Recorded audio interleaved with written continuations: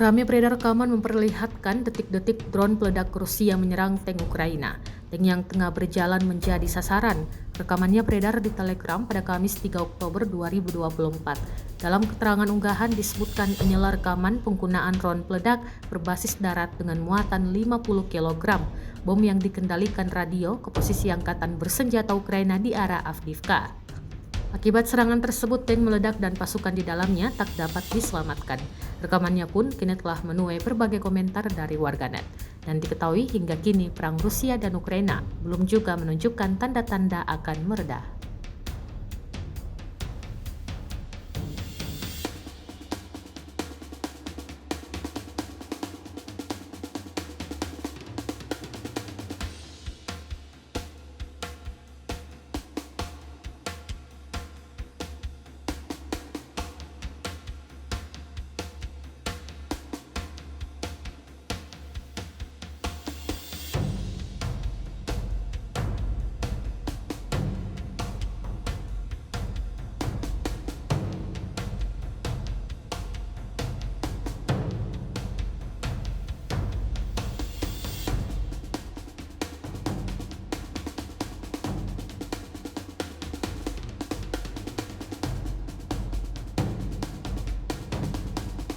Download Tribun X sekarang, menghadirkan lokal menjadi Indonesia.